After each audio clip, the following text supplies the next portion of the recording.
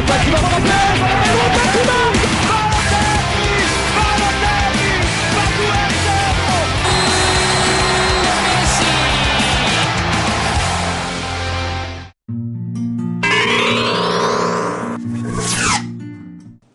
Amis sportifs, bonsoir. Heureux de vous retrouver depuis le studio d'Ibril Wad pour vous faire le point du football mondial.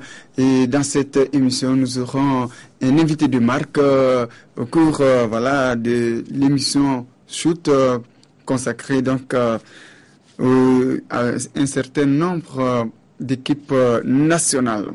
Voilà, je vous rappelle qu'il y avait au programme le week-end dernier, notamment le dimanche, la finale de la Coupe du monde de futsal, une compétition remportée par le Brésil. C'était face à l'équipe d'Espagne.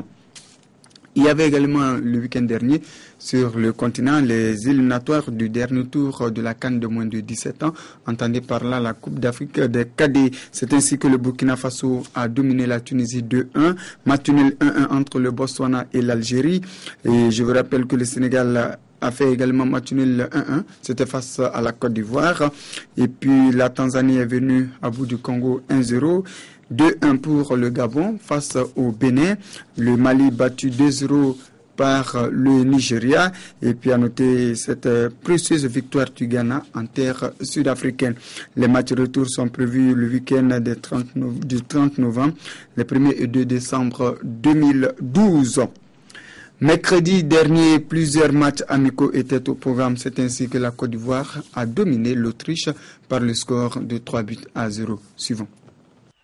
Assurer son rang de 15e mondial et maintenir haut son moral avant la Coupe d'Afrique des Nations, c'était l'intérêt pour la Côte d'Ivoire de ce match amical face à l'Autriche.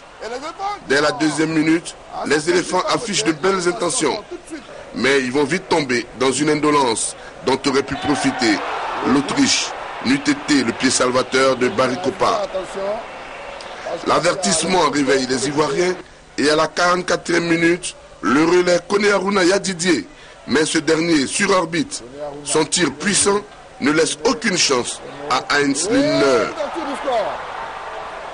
En seconde période, Sabri Lamouchi procède à quelques retouches et fait notamment entrer Yaya et Drogba. Le capitaine des éléphants sur son deuxième ballon décoche un tir qui brûle les gants du malheureux Lindner. Les éléphants, dès lors euphoriques, contrôlent le jeu et sont récompensés par un troisième but de belle facture, signé Traoré Lassina, l'attaquant de l'Anjima Kashkala. Côte d'Ivoire 3, Autriche 0. Les éléphants ont recommencé à nous faire respirer. Voilà, les footballeurs ivoiriens ne savent pas que jouer, ils savent également chanter et danser. Ils se sont produits devant le président de l'Assemblée nationale de Côte d'Ivoire, Guillaume Soro. Que tu trembles ici, j'ai un toit et un peu d'argent.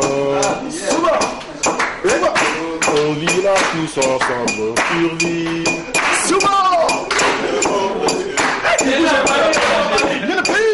Le ballon du paradis, d'être un Africain à Paris.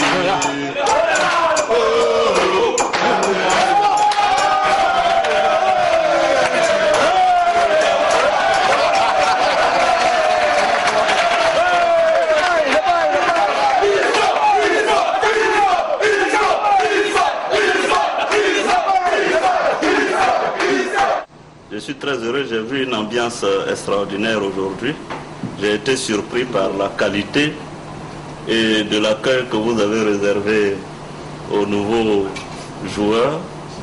J'ai pu constater que vous l'avez initié donc à votre esprit, à l'esprit d'équipe. Je pense que c'est une bonne chose, je le disais au président.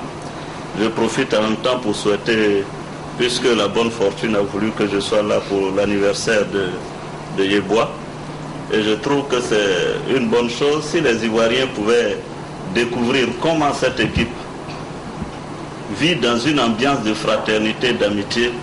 Je pense que ce serait une belle leçon pour nous. Voir Didier filmer et faire les éloges d'une nouvelle arrivée, voir Eboué entraîner et initier le nouvel arrivé, voir les uns et les autres se donner la main, moi ça m'a donné tout à l'heure la chair de poule. je l'ai dit à Sidi, à l'entraîneur, et je veux du fond du cœur, mais en des mots très simples, vous demander de continuer cette camaraderie. Il faut que vous puissiez persévérer. Je suis sûr qu'un jour, des Ivoiriens comme moi, qui vous verront dans cette ambiance fraternelle, amicale, prendront l'exemple sur vous.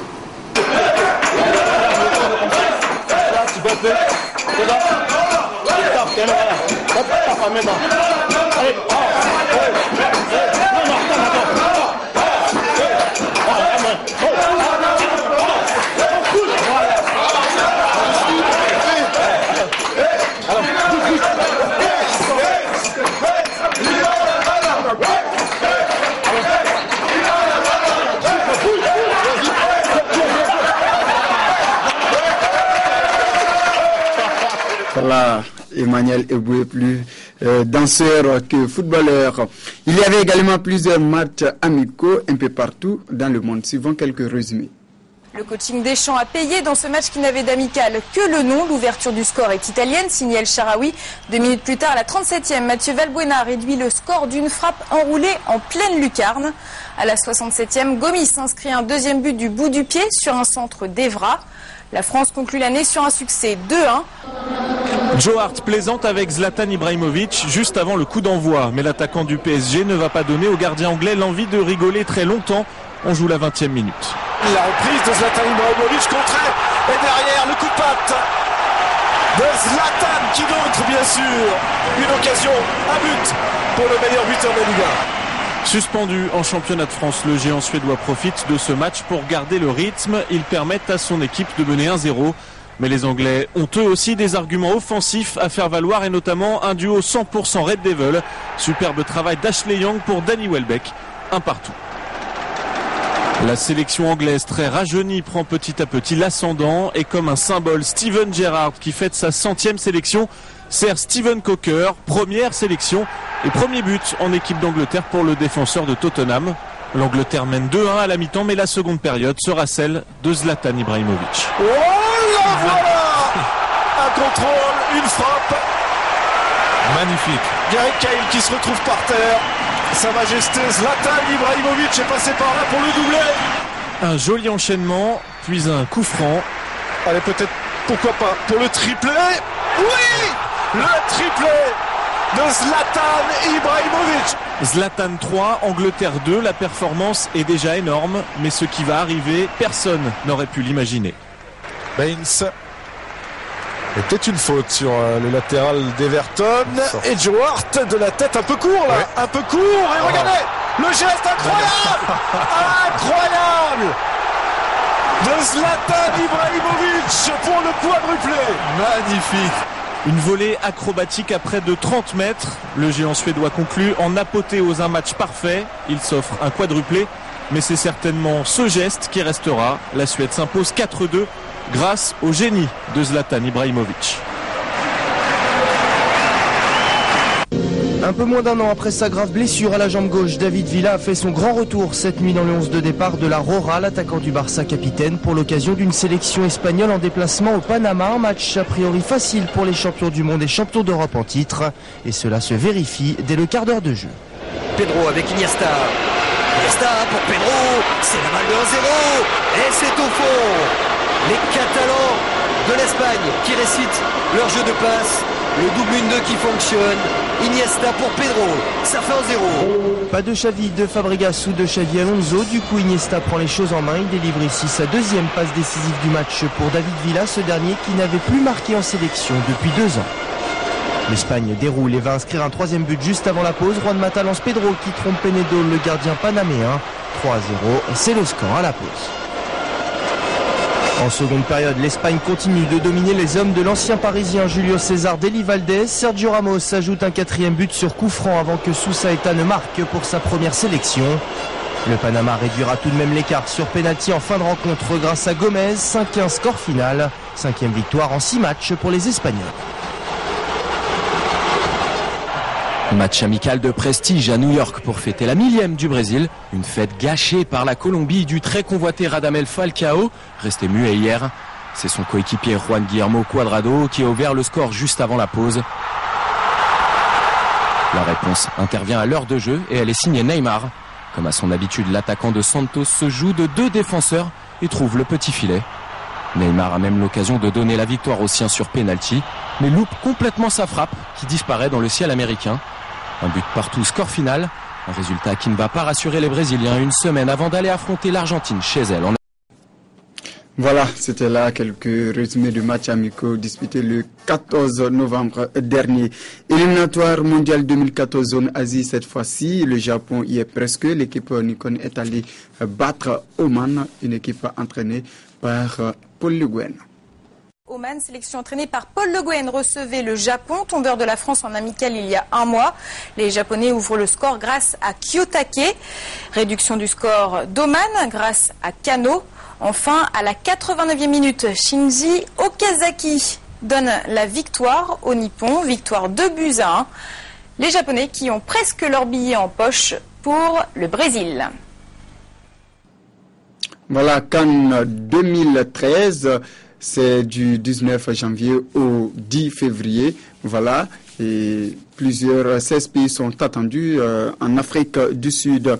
Et puis un pays qui sera très attendu et qui a terminé la CAN précédente à la 3e place, il s'agit du Mali. Les Aigles qui évolueront dans la poule B en compagnie du Ghana, et du Niger et de la République démocratique du Congo. En parlant des Aigles au Mali justement, l'heure est à la mobilisation des ressources afin de mieux préparer les équipes nationales du Mali engagées dans les compétitions internationales en 2013.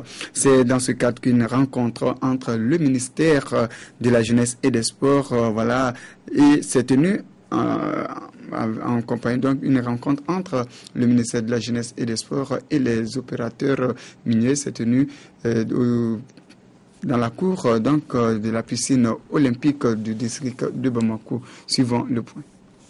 Dans le cadre de la participation des équipes nationales du Mali dans les compétitions internationales, toutes disciplines et toutes catégories confondues, en 2013, le ministère de la Jeunesse et des Sports a mis en place une commission nationale ad hoc chargée de mobiliser des ressources et des moyens afin d'aider le gouvernement. C'est dans cette optique que le ministère a organisé cette rencontre avec les sociétés et entreprises minières. Le ministre des Sports attend beaucoup de ses interlocuteurs. Nous venons donc rencontrer les miniers. Les propos tenus par leurs représentants sont rassurants. Je pense que la moisson sera certainement à la hauteur de nos attentes. Au cours de leur entretien, les représentants des sociétés minières se sont engagés à soutenir les différentes équipes des Aigles engagées dans les compétitions internationales en 2013. Le budget prévisionnel de la participation s'élève à 2,651,4115 francs CFA pour le football et 254,665,345 francs CFA pour le basketball, soit un total de 2,905,669,460 francs CFA. À noter que ces montants n'incluent pas les primes dues aux joueurs et aux encadrements techniques. Voilà, vous avez presque tout compris dans ce reportage. C'est ainsi que nous recevons le ministre de la Jeunesse et des Sports du Mali. Avec lui, nous allons aborder tous les aspects concernant la commission nationale ad hoc que le ministre lui-même a mis en place. Monsieur le ministre, bonsoir. Bonsoir. Merci d'avoir répondu à notre invitation. Alors, depuis le mois dernier, vous avez mis en place une commission nationale ad hoc. Alors, pourquoi d'abord la mise en place d'une telle commission? Merci, monsieur Dansogor, de l'opportunité que vous m'offrez pour m'adresser directement au monde sportif malien. Effectivement, depuis le mois dernier, le 18 octobre précisément, nous avons mis au niveau du ministère de la Jeunesse et des Sports une commission ad hoc en vue de s'occuper de la préparation et de la participation des équipes nationales dans les différentes compétitions internationales de 2013 en place. Habituellement, cette commission est toujours instituée quand le Mali est qualifié pour la Coupe d'Afrique des Nations. Je pense qu'à l'exception de 2012, dans toutes les autres qualifications, cette commission avait été mise en place. La particularité de cette année, c'est que au lieu d'une commission pour la seule Coupe d'Afrique des Nations d'Afrique du Sud, nous avons élargi la compétence de la commission à toutes les compétitions internationales dans lesquelles le Mali est qualifié pour 2013. Vous voulez dire toutes les disciplines confondues et toutes catégories confondues également? Oui, toutes catégories confondues pour le football et le basketball. Nous serons engagés sur 6 fronts en 2013. Donc nous avons pensé qu'il fallait mobiliser les ressources pour toutes ces compétitions. Et donc c'est cette commission qui va s'occuper de la préparation et de la participation de toutes les compétitions de 2013. Alors, monsieur le ministre, de la mise en place de cette commission à date d'aujourd'hui, où est-ce que nous en sommes? Nous sommes en train de poser les jalons pour que la commission puisse véritablement prendre son envol. Et c'est dans ce cadre que, après la première plénière où il y a eu la prise de contact, nous avons tenu cette semaine la seconde plénière où nous avons eu à adopter les programmes d'activité. Et parallèlement à cette mise en place de la commission, nous avons pris à tâche, nous commençons déjà à prendre à tâche avec nos partenaires, avec des opérateurs. Et nous avons rencontré les opérateurs miniers la semaine dernière. Nous projetons de rencontrer les opérateurs économiques et les opérateurs financiers la semaine prochaine. Et surtout, nous nous apprêtons à lancer officiellement, de manière grandiose, les activités de la commission. Ce serait certainement le vendredi de la semaine prochaine au Palais des Congrès de Bamako. Alors, monsieur le ministre, comment est composée cette commission? Comment vous avez procédé à la mise en place, la composition de cette commission nationale ad hoc? Nous avons mis une commission où nous avons fait appel à toutes les compétences, à toutes les composantes du monde sportif malien. La commission est présidée par le ministre de la Jeunesse et des Sports lui-même. La première vice-présidence a été confiée au Comité national olympique et sportif du Mali. Et les 2 vice-présidences qui suivent ont été confiées au président de la fédération de football et celui de la fédération de basketball. Maintenant, en tant que membre, nous avons fait représenter le gouvernement par 5 départements ministériels. Ensuite, nous avons fait appel aux différentes associations évoluant dans ce milieu. Il s'agit de l'association des supporters, de l'association de la presse, la GSM, l'association des journalistes sportifs. Des journalistes sportifs. Nous avons appelé les organes même. Et même les Maliens de la diaspora. Les Maliens de la diaspora, nous avons appelé les Maliens de la diaspora. Je pense que aucune composante, en tout cas de ce monde, ne peut aujourd'hui dire qu'elle a été exclue de la commission. Ok, monsieur le ministre, nous allons vous retrouver tout à l'heure au cours de cette émission. Je vous rappelle que la commission nationale ad hoc existe depuis le mois dernier et concerne les compétitions de basketball et de football en 2013. Voilà les compétitions dont le Mali est déjà donc qualifié. Voilà. Et je vous rappelle qu'il y aura à Abidjan, à partir du 3 décembre, la Coupe d'Afrique militaire, la 8e édition, prévue au bord de la lagune Ébrié. Et le Mali, cette fois-ci, évoluera dans la même poule que le pays organisateur, la Côte d'Ivoire, et du Nigeria. Voilà, 2 grosses pointures du football africain. Al Ahly est de retour sur le podium du football africain en finale retour de la Ligue des Champions. Le club Kairat est allé s'imposer 2-1 sur la pelouse de l'Espérance de Tunis. Suivant. Une 7e couronne pour Al Ahly d'Égypte, le club emblématique du Caire sur le toit de la Ligue africaine des champions. Et oui, Al Ahly a signé une belle victoire à Rades devant l'Espérance sportive de Tunis au compte de la finale retour de la Ligue des champions. Si au match aller, les Kairotes ont été tenus en échec 1-1 chez eux, pour ce match retour, ils sont allés s'imposer 2-1 dans la capitale tunisienne. C'est Mohamed Nagui Guedo qui a ouvert le score juste avant la mi-temps. Le meilleur buteur de la CAN 2010 en Angola avec les Pharaons ne donne aucune chance au gardien espérantiste Moses Ben Cherifa. Mi-temps 1-0 pour Al-Ahly. Au retour de la pause, Walid Suleiman inscrit le deuxième but égyptien à la 61e minute. En ce moment, les carottes étaient presque cuites côté tunisien. Le Camerounais Yannick Ndjeng va néanmoins sauver l'honneur pour l'Espérance en toute fin de partie. Avec cette victoire, Al-Ahly signe son grand retour sur le podium du football africain.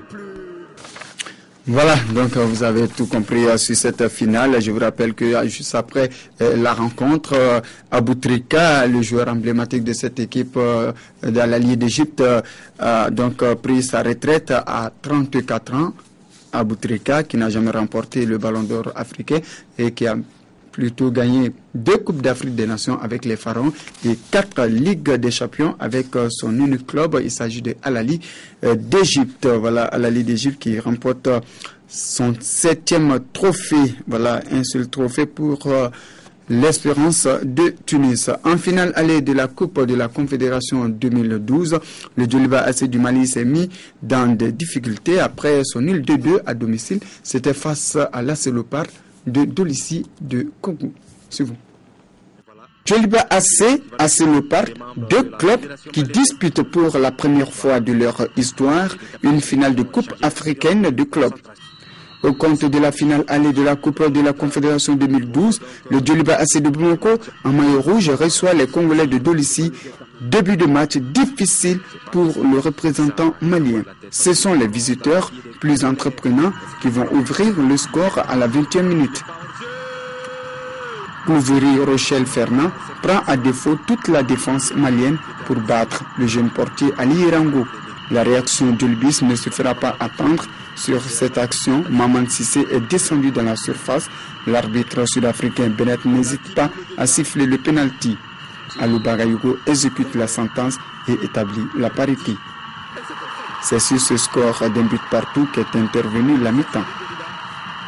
Au retour des vestiaires, le Djoliba AC revient avec de nouvelles dispositions. À la 73e minute, les rouges de Eremakono sont récompensés. Le géant défenseur Salif Koulibaly monte plus haut que tout le monde pour donner enfin l'avantage au Djoliba. Au moment où le public du stade du 26 mars de Bamako s'apprêtait à fêter la victoire du Libis dans cette rencontre, grosse erreur dans la défense rouge. Ngwelu Seda héritier qui venait juste de rentrer égalise pour les fauves de Nyari. Score final 2-2. Le match retour est prévu dimanche prochain à Dolissi. Donc, tout faux pas est interdit à chacune des 2 équipes. Voilà, nous allons à présent suivre les réactions d'après-match. Écoutez, je voudrais d'abord féliciter le Djoliba, qui est une grande équipe, qui effectivement a démontré qu'elle est capable de beaucoup de prouesses. Bon, pour ce qui est de AC Léopard, naturellement, nous sommes tout à fait heureux. C'est une équipe qui a fait un très bon parcours. Et effectivement, nous avons toujours eu confiance, d'autant plus qu'à l'extérieur, elle se comportait très bien. Et aujourd'hui, nous sommes satisfaits, il faut le dire, et nous encourageons vivement le président Ayos et tous les joueurs et tout le staff technique pour le résultat obtenu. Écoutez, je crois que c'est la réglementation qui prévoit qu'après le match aller, il y aura donc un match retour. Tous nos frères maliens sont les bienvenus, à Dolissi qui connaissent bien d'ailleurs. Bon, je crois que le staff technique va faire le travail nécessaire pour essayer de revoir toutes les faiblesses en ce qui concerne notre équipe. Mais je crois que nous partons là vraiment avec une certaine assurance dans la mesure où nous avons quand même marqué 2 buts à l'extérieur. Le résultat d'aujourd'hui ne nous satisfait pas. Mais je pense aussi qu'il ne faut pas être désespéré à fond. Nous avons encore quelques chances par rapport à la deuxième partie de cette coupe. Et je pense que nous allons jouer ces chances jusqu'au bout. Pensez-vous que le hold-up malien est possible en terre congolaise? Je crois que c'est possible. Je crois que c'est possible parce que simplement, depuis le début de cette compétition, le Djoliba a toujours joué ses meilleurs matchs à l'extérieur. Nous avons toujours vu le Djoliba crispé. Aujourd'hui, on aurait pu marquer déjà la différence. On n'a pas pu le faire. Mais je crois qu'on a une chance et on la jouera au fond au Congo. le match de tournoi, il faut qu'on le prépare sérieusement, rien n'est gagné encore. Il va être très difficile, très difficile. Nous connaissons Djoliba, c'est qu'à l'extérieur, il joue aussi bien qu'à domicile. Vous êtes en Tunisie? Nous allons nous préparer sérieusement pour remporter ce match. Le match a été au niveau de la finale. Vraiment, les deux équipes se valent. Tout ce que je peux dire, vraiment, c'est tactiquement et techniquement, les deux équipes étaient en place. Et ce qui nous a motivés, ce qui a fait qu'on puisse faire match nul ce soir, c'était le mental. Et puis, voilà, bon. Quand on a arrivé à encaisser les 2 buts, on n'a pas perdu notre mental. Et surtout, l'équipe adverse, vraiment, ils ont une bonne équipe, vraiment, ça a félicité. Aujourd'hui, je pense que si on avait fait, on a été lucide devant le but aujourd'hui, avec plus d'application, on aurait tiré les matchs. Alors, je suis entraîneur, je ne peux pas les marquer de buts. Alors, les occasions, on les a eues, on les a ratées. Alors, à partir du moment où vous êtes dans des grandes compétitions, si vous ne marquez pas, on ne rate pas. Et c'est vraiment, je suis vraiment décide de la façon dont les occasions ont été ratées aujourd'hui, c'est inexplicable. C'est quand même une finale de Coupe d'Afrique. Alors, si on rate comme ça, qu'est-ce que vous voulez? Même si même dans le temps d'arrêt, les 4 minutes de temps d'arrêt, on avait la possibilité de marquer 3 buts. Alors, c'est pas moi qui vais le pousser au fond des filets. Il faut que les jeunes aussi, j'ai un appel aux jeunes qui se concentrent. Parce qu'on ne peut pas continuer comme ça. À dominer tous les matchs, on ne marque pas. On est jeunes, d'accord, mais il faut savoir marquer des buts. Et si on ne les marque pas, c'est l'adversaire qui les marque. On se met en difficulté tout seul. Les 3 premières occasions, on les a eues. Et sur contre, on prend un but. C'est normal. On revient. Au score, on revient à 2. Là, il faut quand même rester vigilant en défense. Et on n'a pas été vigilant en défense. On n'a pas pu encore, j'ai dit. C'est toujours le même discours que je tiens. C'est les regrets, c'est le match des occasions ratées. Il y a des moments, il faut savoir quand même qu'on est là quand même pour marquer des buts. On ne l'a pas fait aujourd'hui, on s'est fait prendre. C'est vrai, on a fait 2-2 chez nous. C'est pas la fin du monde, c'est un match de football. Moi, je pense que maintenant, on a besoin de l'apport de tout un chacun, des solutions au lieu de dramatiser la situation. On a vu des grandes équipes qui ont fait pareil chez eux, mais qui ont renversé la situation au match retour. Là, nous avons besoin de votre apport. Ça, c'est bien. Bon, pour répondre à votre question maintenant, moi, je pense qu'on s'est parlé. C'est toujours le problème d'inefficacité devant les buts. Bon, ça peut arriver à tout le monde. Même les grands joueurs, ils en ratent comme ça aussi. Bon, moi, je pense que là, c'est pas la fin du monde. On va essayer de se mettre au travail. Il reste encore une semaine. Et moi, je crains un peu l'arbitrage. Je prie Dieu d'avoir un arbitre pareil, l'arbitre qui a sifflé notre match ici, au match retour. Si jamais on a un bon arbitre là-bas, moi, je suis optimiste. Je pense qu'on pourrait faire un bon résultat à l'extérieur. Voilà, monsieur le ministre, vous venez de suivre le résumé du match, les différentes réactions. Vous êtes le ministre des Sports du Mali. Et le Djoliba, aujourd'hui, est le seul représentant malien sur la scène continentale. Alors, quelle appréciation faites-vous de ce match nul concédé à domicile face à la Léopards? Bon, je pense, comme l'encadrement technique même du Mali l'a souligné, je pense que le résultat n'est pas fameux. Mais moi, je reste quand même confiant et je reste optimiste. Je pense que le Djoliba a les moyens de renverser la vapeur à Dolisie. Et je crois, en tout cas, j'y vais confiant. Et je pense que nous allons ramener la coupe à Bamako. Sûr. Certain. Voilà, en Côte d'Ivoire, l'ASEC Mimosa a enfin signé sa première victoire de la saison. Au compte de la 3e journée de la Ligue 1 ivoirienne, les Jaunes Noirs sont allés battre le champion en titre à San Pedro. Il s'agit du CV Sport, score final 2-1 pour les Mimos. Suivons. Sur ses bases à San Pedro, le CW a manqué de percussion et surtout de réalisme face à l'ASEC Mimosa. Victoire 2-1 des Jaunes Noirs qui ont fait preuve de discipline tactique devant une équipe à la recherche de ses marques. Le premier but de la SEC est inscrit à la 35e minute sur coup franc, bien frappé par Arthur Bernard, qui ne laisse aucune chance au goalkeeper de San Pedro. 1-0.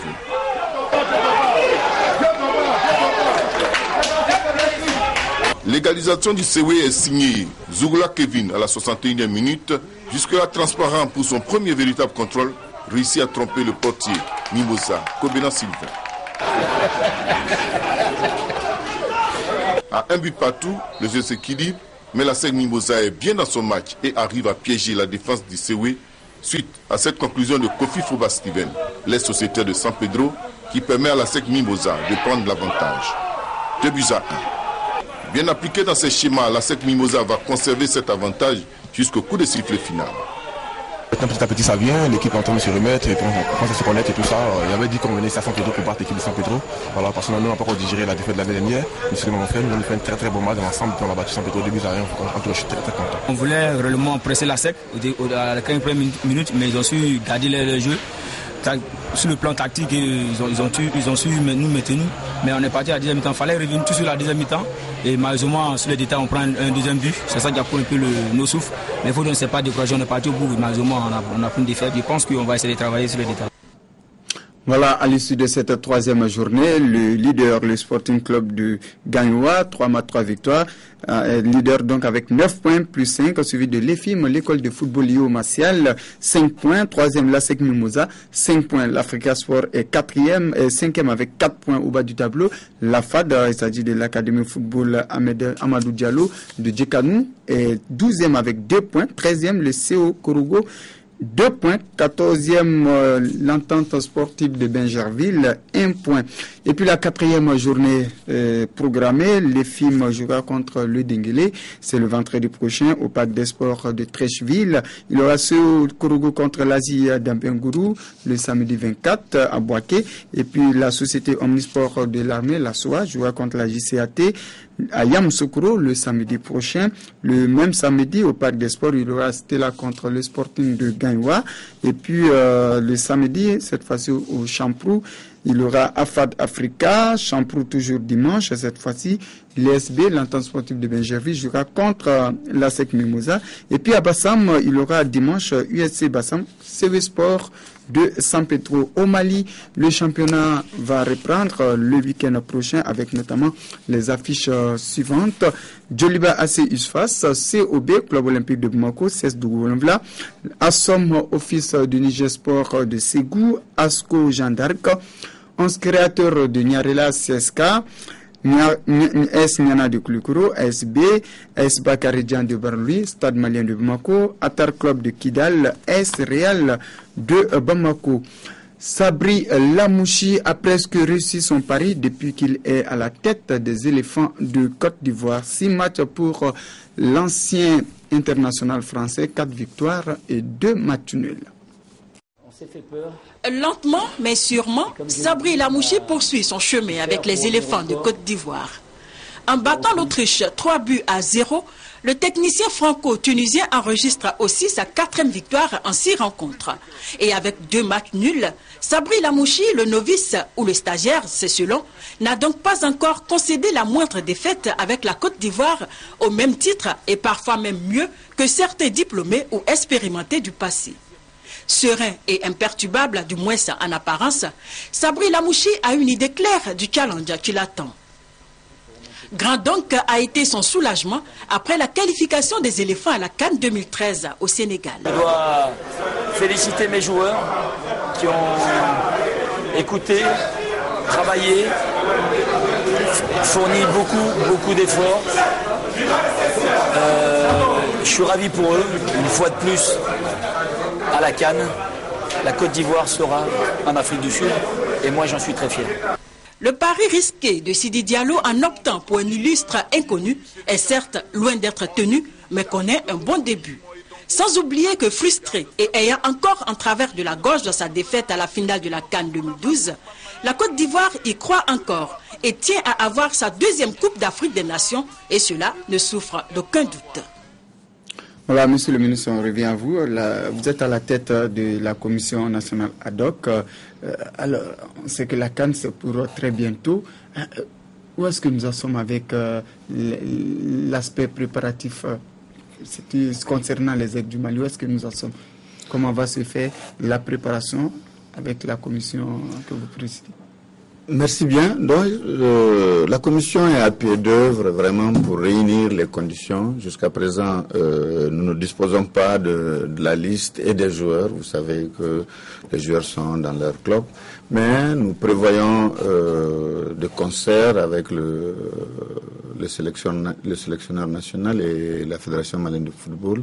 Nous avons prévu d'un regroupement ici à Bamako, à Kabala, à partir du 2 janvier.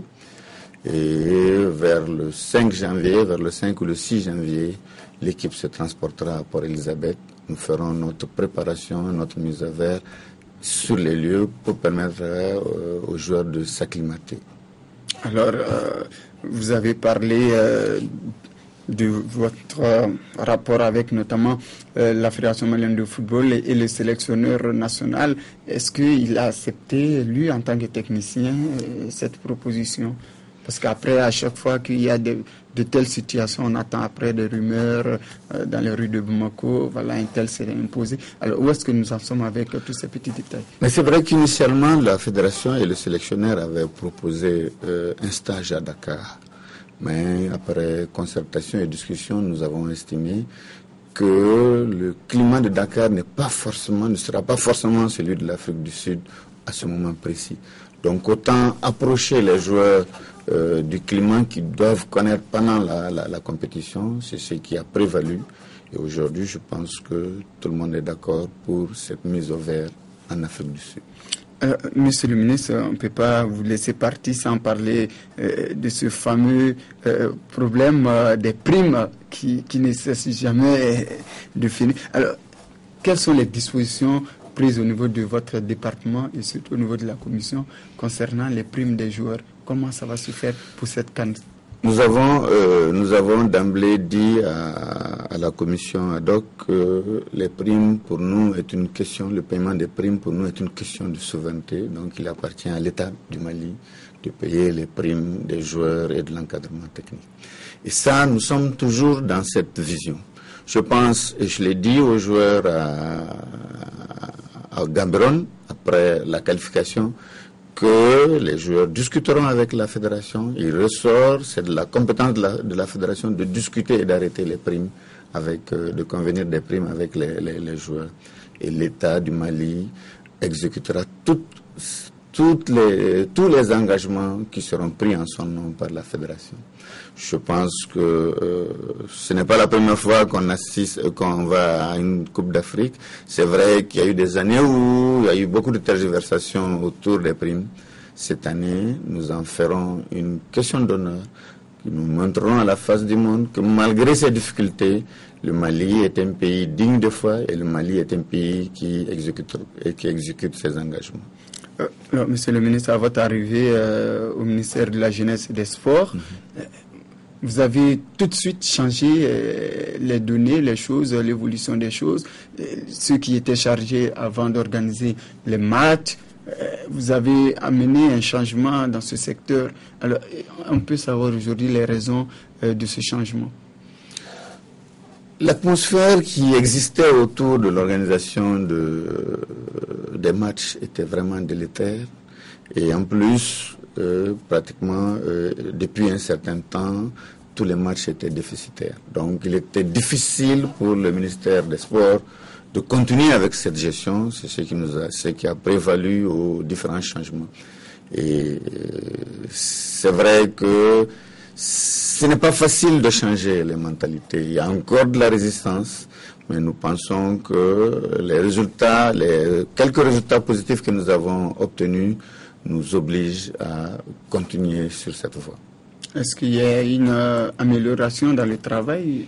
Je vais parler de la satisfaction. Est-ce que vous êtes satisfait du travail accompli par ces nouveaux agents? Vous savez, moi je suis très exigeant par rapport au travail, par rapport au rendement. Je suis exigeant par rapport à moi-même, à fortiori mes collaborateurs. Donc je ne peux pas leur donner aujourd'hui un quitus pour dire que je suis entièrement satisfait du travail qui a été accompli. Mais j'ai enregistré une certaine amélioration, au moins dans l'organisation. J'ai enregistré une certaine amélioration dans les recettes, mais je pense que l'on peut mieux faire. Et je m'évertue tous les jours à rappeler à cette commission qu'il faut que l'on fasse qu'un jour le football, les recettes de nos compétitions puissent financer le sport. Tout à fait. Nous allons donner la dernière parole, le dernier mot tout à l'heure. Mais d'ici là, en Italie, au compte de la 13e journée de la Série A, le champion en titre, leader, la Juventus de Turin, a été tenu en échec 0-0 à domicile par la Lazio de Rome. Suivant. Score final 2-2. Les Napolitains qui menaient pourtant 2-0. Abbiati dans les buts, pas exempt de tout reproche sur les réalisations à Dinler et d'Insigne. Voici le deuxième but. Déjà buteur contre la France, El Shaarawy va marquer un doublé pour sauver le Milan. Avec 10 buts en Serie A cette saison, il est le meilleur buteur du championnat. La Juventus reste en tête justement de ce championnat, mais la vieille dame a perdu des points à domicile. Match nul 0-0 contre la Lazio malgré une cascade d'occasions pour les Turinois. Il faudra concrétiser les occasions mardi en Ligue des Champions face à Chelsea.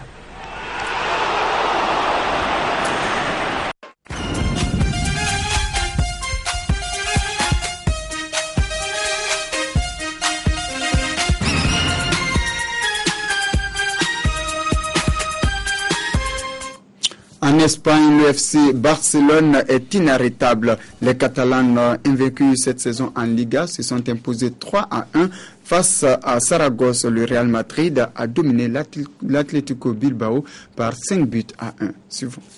Le Real Madrid, une victoire 5-1 sur l'Athletic Bilbao. Le premier but de Karim Benzema, le voici. Contrôle porte-manteau, enchaînement avec un lob sur le gardien, même si c'est légèrement contré. Karim Benzema également auteur de son deuxième but. Le voici du pied gauche, cette fois dans le petit filet opposé.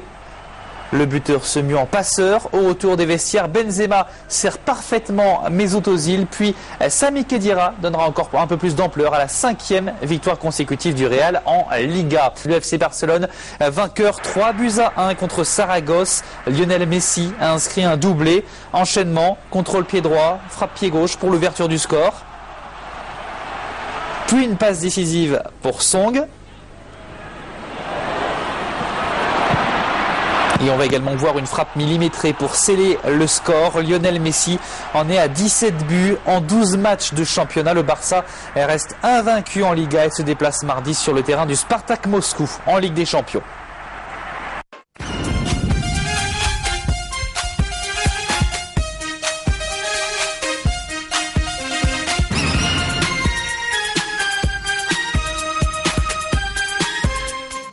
En France, la 13e journée de la Ligue 1 a été marquée par la chute du leader. Le Paris Saint-Germain s'est incliné à domicile 1-2. C'était face à Rennes qui a pourtant terminé la rencontre à 9 contre 11. Suivant à présent le point de la 13e journée de la Ligue 1 française. Tout était contre eux. Réduit à 9 au Parc des Princes face au Paris Saint-Germain, les Rennais réalisent pourtant le coup de cette 13e journée. Benoît Costil et Jean de Macoun sont expulsés. Les 4e et 5e cartons rouges pour l'équipe cette saison. Première apparition alors de Tchèque Ndiaye, 3e gardien breton.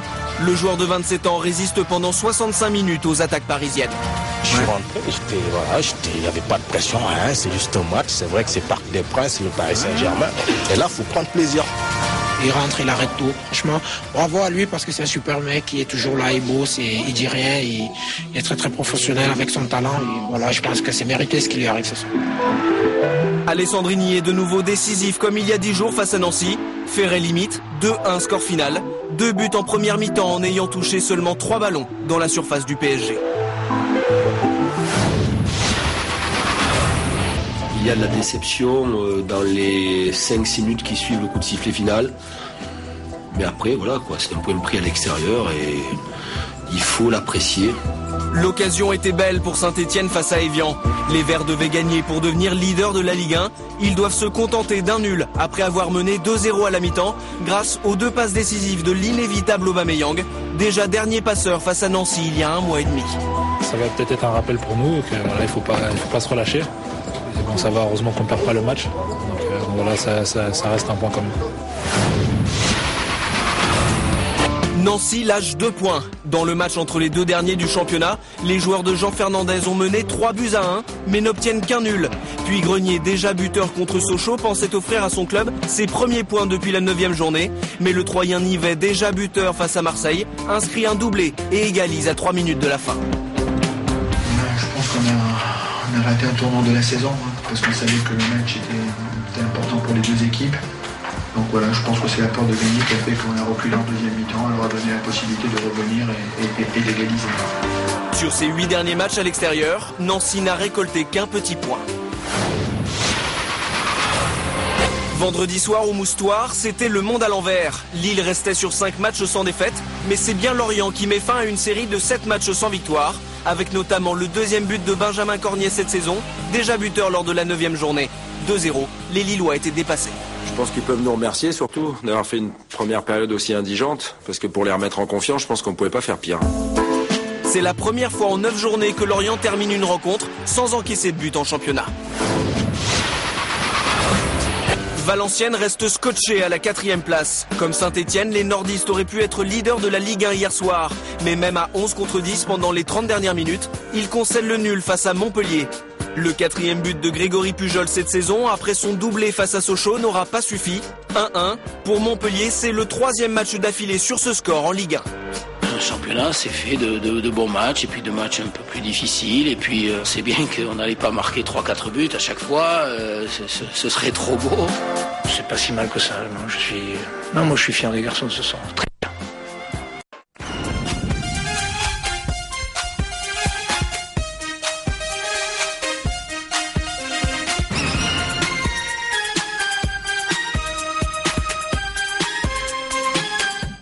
Comme en France, changement également de leader en Angleterre. Après sa défaite, Manchester United a perdu son fauteuil de leader et est désormais 2e. Son grand rival Manchester City a pris seul la tête du classement. Suivant.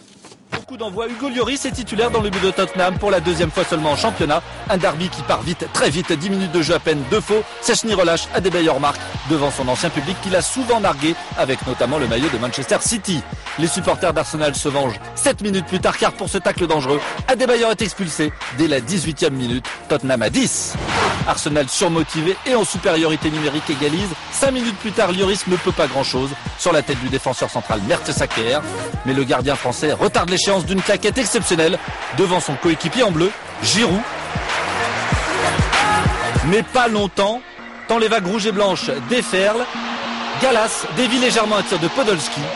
La joie de Thierry Henry qui s'est entraîné cette semaine avec son ancien club puisque sa saison américaine est terminée.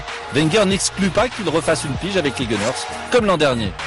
Giroud trouve la faille cette fois en inscrivant son 4e but en championnat entre les jambes de Gallas. 3-1, logique pour Arsenal à la pause.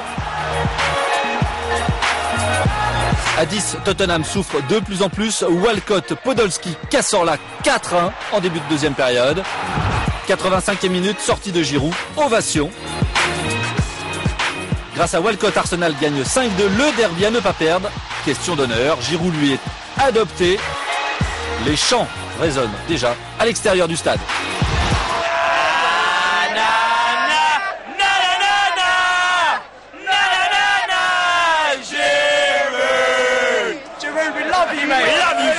Le leader a chuté après 5 victoires de suite. Manchester United tombe à Norwich. 1-0 but de Pilkington.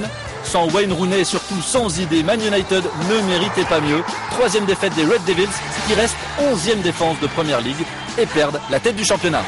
Samir Nasri et Manchester City sont les nouveaux leaders avec 1 point d'avance sur United. Victoire écrasante 5-0 contre Aston Villa avec notamment 2 doublés d'Aguero et de Tevez. Tevez qui marque ici sur une passe de Samir Nasri. Manchester City est le seul club anglais invaincu en 12 rencontres.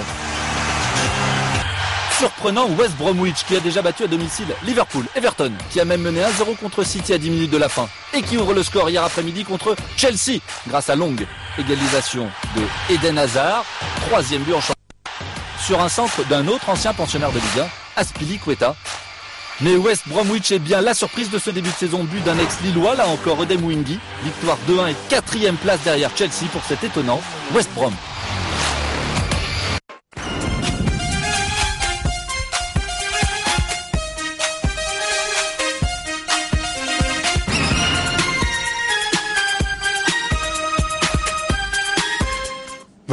C'est sur ces images que prend fin chute d'aujourd'hui. Monsieur le ministre, pour terminer, quelle appréciation faites-vous du niveau du football malien?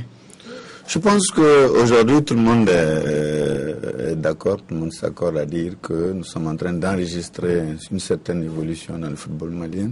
Je pense que cela est dû d'abord aux efforts fournis par les fédérations, par les joueurs, par l'État du Mali.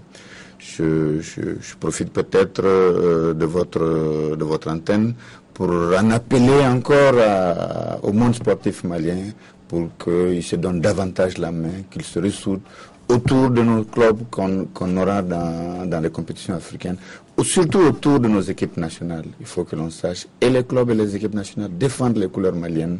Il est temps que l'on ressoude, qu'on se donne la main pour que tout ce que nous engageons comme victoire, nous puissions les capitaliser davantage.